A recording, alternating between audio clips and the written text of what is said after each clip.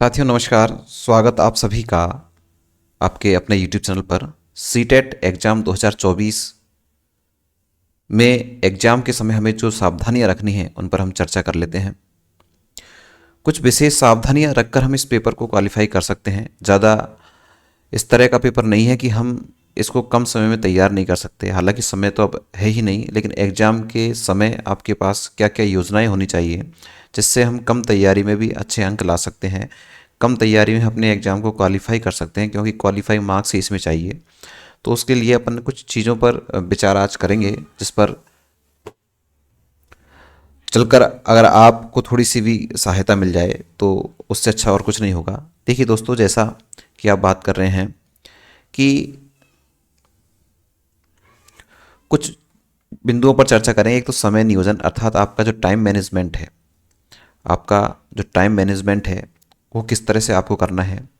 OMR में आपको किस किस तरह की कौन कौन सी सावधानियां आपको रखनी है, ओएमआर पर भी चर्चा करेंगे कि कहाँ किस तरह से गलतियां होती हैं, उन गलतियों से हमें कैसे बचना है, इस पर चर्चा करेंगे।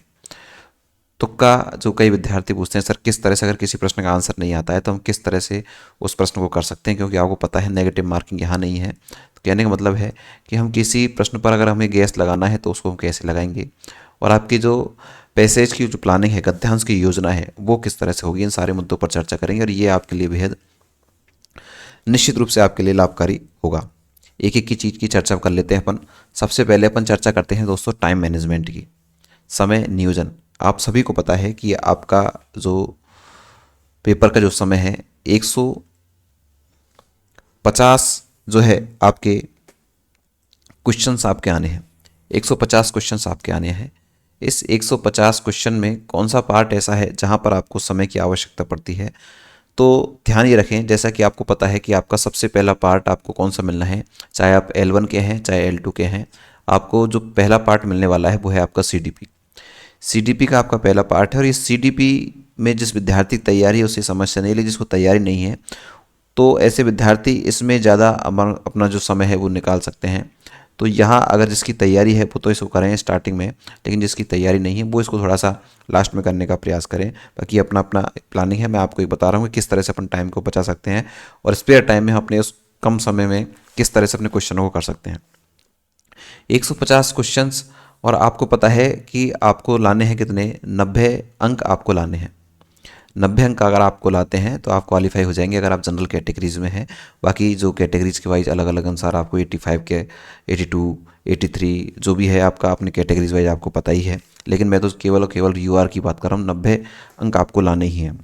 तो उसमें टाइम मैनेजमेंट आप किस तरह से करेंगे, सबसे पहले आप उस पोर्शन को करने का प्रयास करें जिस पर आपकी अच्छी कमांड है और उसको आप कल कम समय में कर सकते हैं। इतना आपको विश्वास, अगर आपने तैयारी की है तो आपको कॉन्फिडेंस हो चुका होगा, टेस्ट चीज़ें आपने दी होंगी तो उससे भी आपको एक मोटा मोटा आइडिया लगा होगा।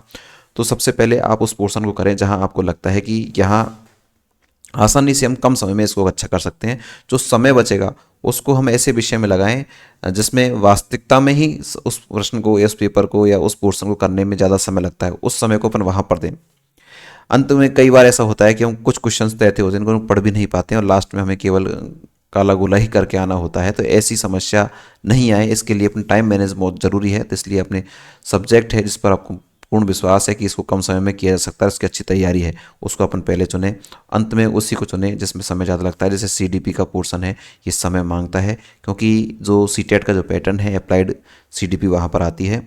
वहाँ पर काफ़ी लंबे लंबे प्रश्न आपको देखने को मिलेंगे और साथ ही साथ उसके ऑप्शंस भी आपको एक एक लाइन में देखने को मिलेंगे। तो वहाँ निश्चित रूप से समय जाएगा। अगर पहले आपने इसको किया और आपका समय आपको लगा कि मैंने ज़्यादा निकाल दिया तो और प्रश्नों को करने में आपको दबाव आ जाएगा, और दबाव जब एग्जाम में आता है तो हमारी एग्जाम में थोड़ी सी हमें समस्या देखने को मिलती है। इसलिए इस पोर्शन को अगर आपने तैयार अच्छे से नहीं किया है तो आप इसको अंत में करें तो ज़्यादा बेहतर रहेगा।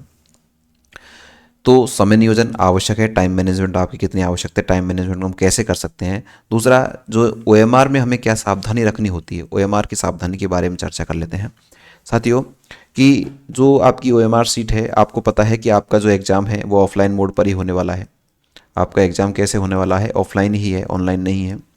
ऑफलाइन में आसानी रहती है और ज़्यादा समय भी नहीं जाता, लेकिन कई विद्यार्थी क्या करते हैं कि एक साथ सारे जो हैं टिक अपने पेपर में कर लेते हैं पूरे 150 के 150, उसके बाद उसको भरते हैं। तो जब तक हम OMR को भरते नहीं तब तक हमारे मानसिक दबाव रहता है कि हमें अभी इसके लिए भी समय निकालना है। उससे अच्छा बेहतर विकल्प मैं आपको बताऊं, OMR को आप जैसे ही आपको पता है कि आपके जो 30-30 अंक के पोर्शन आने हैं, चाहे CDP है, चाहे आपकी लैंग्वेज है, चाहे आपके लैंग्वेज 2 है, इनमें सब में 30-30 अंक के आने हैं आपके। तो आपको ये करना है कि 30, जैसे आपने कोई एक पार्ट कर लिया, 30 क्वेश्चन आपने कर लिए, ठीक है, आपने पेपर में लगा लिए। तो पेपर में लगाने के बाद में आप पेपर जैसे आपके 30 क्वेश्चन कंप्लीट हुए तो आपको 30 क्वेश्चन ही किसमें भर देने हैं, OMR में आपको फिलअप कर देने हैं। जिससे आपका आत्मविश्वास ही बढ़ेगा कि हमने एक पोर्शन तो कंप्लीट कर लिया है, OMR में भी कर लिया है, पेपर में भी उसको अच्छे से हमने देख लिया है। तो आपको ये विशेष रूप से सावधानी रखनी है। साथ ही साथ जब आप भरेंगे, जिस तरह से इस तरह से आपको OMR का आता है, यहाँ आपको 4 आपको जो है आपके लिंक्स मिलेंगे, यहाँ को करना है। आप बिल्कुल अपनी उंगली को पेपर पर रखें और ये देखें कि आप कौन से प्रश्न को भर रहे हैं। एक बार नहीं 2 बार जरूर देखें, क्योंकि यहाँ पर प्रश्न आपने ऑप्शंस गलत भर दिया तो फिर आपके लिए समस्या हो जाएगी। 2 की जगह 3, 3 की जगह 4 ऐसा न हो जाए, इसलिए आप अपने हाथ को उंगली पर रखें जिस प्रश्न को कर रहे हैं और उसके अनुसार आप उसमें करें। आजकल तो काफ़ी गैप दिया है जिसमें कन्फ्यूजन भी नहीं होता है, तो उसको आप कर लें।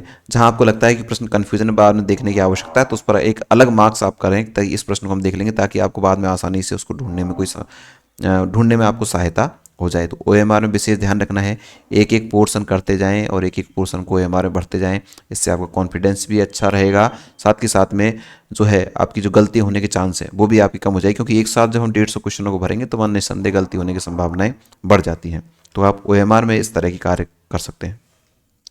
दूसरा, ये जो मेथड है तुक्का लगाना, हालांकि मैं इसके फेवर में नहीं हूँ, लेकिन फिर भी नेगेटिव एग्जाम नहीं है, किसी प्रकार की माइनस मार्किंग इसमें नहीं है, हम इस कार्य को कर सकते हैं, लेकिन इसको अच्छे तरीके से करें जिससे कि हो सकता है हमारा क्वेश्चन सही हो जाए। तो इसके लिए अपन को क्या करना है कि मान लीजिए कि आपके पास कोई क्वेश्चन है, क्वेश्चन का आपने अच्छे से पढ़ लिया, लेकिन आपको लगता है कि यार 4 ऑप्शंस में से मुझे विचार नहीं करना, तो आपको जो ऑप्शंस हैं उनको एलिमिनेट्स करना है, अर्थात आपको उसको गलत जो है उसको देखना है। जैसे कुछ जो मैं आपको पॉइंट्स बता देता हूँ कि कौन कौन से पॉइंट्स अगर आपको उस ऑप्शन से मिल जाते हैं तो एक सहायता आपको मिलती है। जैसे मान लीजिए किसी ऑप्शंस में केवल आ गया, केवल ओनली शब्द आया है, तो वो ऑप्शंस नेगेटिव वाला है, तो उसको आपको काट देना है, अर्थात वो ऑप्शंस नहीं होगा। ठीक है, मान लीजिए किसी ऑप्शंस में आपको किसी चीज़ से पृथक करवा रहा है, अलग करवा रहा है, तो वो वाला ऑप्शंस भी आपका नहीं होगा।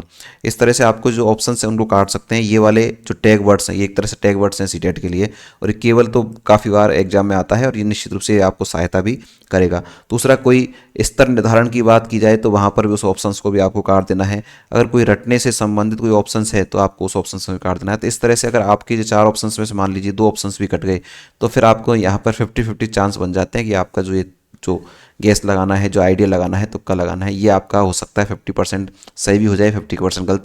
लेकिन आपने इन चीज़ों को नहीं देखा और डायरेक्ट लगाने का प्रयास किया तो हो सकता है संभावना आपकी पूरी ये है कि गलत हो जाए। अगर आपने 2 ऑप्शंस भी काट दिए इन तरीक़ों से तो आपका ये जो 2 ऑप्शंस में से कोई एक क्वेश्चन आपका सही होने की संभावनाएँ बन सकती है। तो तुक्का लगाना एक गलत कार्य है, नेगेटिव नहीं है, इसलिए इस चीज़ को अपन कह सकते हैं कि इन चीज़ों को ध्यान में रखकर भाई हम किसी चीज़ को करें तो उसको अच्छे से प्रिपेयर करके ही करें ना, कि हमें ये तुक्का लगाना है। तो इस तरह से हम कौन कौन सी चीज़ों को देख लें ताकि कोई भी नेगेटिव सेंस में अगर कोई ऑप्शन जा रहा है तो उसको आपको काट देना है। उसके बाद आप जो चीज़ें हैं पॉजिटिव वाली उसको आप चुन सकते हैं। कहीं सर्वांगीण विकास आ रहा है तो आप उसी ऑप्शन को चुनेंगे, है ना। ऐसी काफ़ी सारी चीज़ें हैं, लगातार आपको यहाँ पर बताते जाते रहे हैं।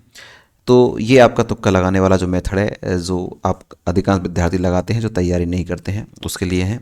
गद्यांश योजना हमारी क्या होनी चाहिए दोस्तों, जो सीटेट का जो गद्यांश है, पैसेज है, वो बड़ा अच्छे लेवल का आता है। तो आपको सबसे पहले यहाँ थोड़ा सा आपका समय भी जाता है, आपको एक बार नहीं 2 बार बड़े अच्छे से, बड़े गहनता से इस गद्यांश को पढ़ना है। सो जहाँ आपको लगता है कि ये लाइन इंपॉर्टेंट है उस लाइन को वहीं पर आपको पेपर में अंडरलाइन कर लेना है। पेपर में आप अंडरलाइन जो मुख्य टैग्स हैं उनको अंडरलाइन करोगे तो जब आप नीचे प्रश्नों को पढ़ेंगे तो प्रश्नों को पढ़ते समय आपका सीधा ध्यान यहाँ जाएगा और हो सकता है उसी में से आपको कोई आंसर मिल जाए तो आपको समय उसमें बच जाएगा। और जब आपने यहाँ पर पढ़ा तो उसका आपका जो कंसेप्ट है वो भी क्लियर हुआ, उसके आधार पर आपने गद्यांश पर मुख्य शब्दों पर मुख्य जहाँ पर मुख्य भाव आ रहे हैं उस जगह आपने अंडरलाइन किया तो पूरा गद्यांश आपको प्रश्न पढ़ने के बाद दोबारा नहीं पढ़ना पड़ेगा। 1-2 बार आपको इतने अच्छे से पढ़ लेना है कि दोबारा आपको पढ़ने की जरूरत नहीं। प्रश्न पढ़ा और आपने जहाँ अंडरलाइन किए है मुख्य शब्दों पर वहाँ जाए और उसको मिलान किया और आपने उसके आधार पर सही क्वेश्चन किया तो एक समय आप गद्यांश योजना में यानी पैसेज की जो प्लानिंग है इसमें भी आप बचा सकते हैं। सबसे महत्वपूर्ण चीज़ जहाँ पर विद्यार्थी जो पहली बार देते हैं उनकी गलती हो जाती है, उसकी चीज़ मैं बता दूँ आपको। देखिए, एक जो पोर्शन है आपका भाषा का, लैंग्वेज का, यहाँ कई विद्यार्थी गलत करते हैं, इसके कारण वो क्वालिफाई नहीं कर पाते हैं। आपको पता है आपके दो लेवल हैं, वो दो लैंग्वेज है, लैंग्वेज फर्स्ट और लैंग्वेज सेकंड। आप अपने एडमिट कार्ड में अच्छे से देख लें कि आपने लेवल 1 में क्या क्या फिलअप किया है, हिंदी किया है, संस्कृत किया है, इंग्लिश किया है, उसी को पेपर में देखें। आपको पता है 91 से और 120 वाला जो पार्ट है वो आपके आएगा लैंग्वेज में, तो आपको उसमें ये अच्छे से ऊपर हेडिंग पढ़ लेनी है कि ये लैंग्वेज फर्स्ट में ही है। जैसे आपने हिंदी चुना तो हिंदी आपको लैंग्वेज फर्स्ट में भी देखने को मिलेगी, लैंग्वेज सेकंड में भी देखने को मिलेगी। तो आपने अगर लैंग्वेज फर्स्ट हिंदी ली है तो आपको लैंग्वेज फर्स्ट वाली हिंदी के पार्ट को करना है, लैंग्वेज सेकंड वाले को नहीं करना है। फिर आपने लैंग्वेज सेकंड में मान लीजिए संस्कृत ली है, तो संस्कृत आपको इसमें भी मिलेगी, इसमें मिलेगी, तो आपको यहाँ संस्कृत नहीं करनी है, कहाँ पर करनी है, लैंग्वेज सेकंड में आपको संस्कृत करनी है। इस तरह से कई विद्यार्थी एग्जाम देने के बाद में ये गलतियां उनसे होती है जो पहली बार एग्जाम दे रहे हैं। तो ऐसे विद्यार्थी जरूर इसको देख लें कि लैंग्वेज में आपकी कोई गड़बड़ नहीं हो जाए, अन्यथा आपकी सारी जो मेहनत है वो विफल हो सकती है। चाहे आपने कितना भी अच्छा किया, लेकिन आपके 30 क्वेश्चन जब ऊपर नीचे हो जाएंगे तो आपका पूरा जो है व्यवस्था गंभीर रूप से घायल हो जाएगी और आप क्वालिफाई नहीं कर पाएंगे। तो लैंग्वेज का विशेष ध्यान रखें। जो लैंग्वेज आपने पेपर एग्जाम फॉर्म में भरी है उसी का चुनाव करके उसी पार्ट में से करें, क्योंकि वहाँ ऊपर ऊपर साफ से लिखा होगा लैंग्वेज फर्स्ट और लैंग्वेज सेकंड। लैंग्वेज फर्स्ट में भी सारी सब्जेक्ट होंगी, हिंदी, संस्कृत, इंग्लिश, उर्दू, पंजाबी सारी होंगी। लैंग्वेज सेकंड में भी सारी सब्जेक्ट होंगी, लेकिन फर्स्ट में आपको वो करना है जो आपने एडमिट कार्ड में आपने देख लीजिए कौन सी भरी है, फिर आप सेकंड में वो करना है जो आपने उसमें भर रखी है, उसी का आपको चुनाव करना है। ये एक मुख्य सावधानी आपको रखनी है। ये सारी चीज़ें आप सभी बिल्कुल एग्जाम के लिए प्रिपेयर हैं, सभी एग्जाम के लिए तैयार हैं, अच्छे से आपने तैयारी की है, कॉन्फिडेंस आपको रखना है, अच्छे से आपको गंतव्य स्थान पर जाना है। तो आप सभी के लिए बहुत बहुत शुभकामनाएं। इन चीज़ों का आप विशेष ध्यान रखेंगे, कहीं एक दो क्वेश्चन अगर किसी का रह जाता है तो उसके लिए ये चीज़ें आपकी मददगार हो सकती है। तो आप सभी के लिए अग्रिम शुभकामनाएं। Thank you.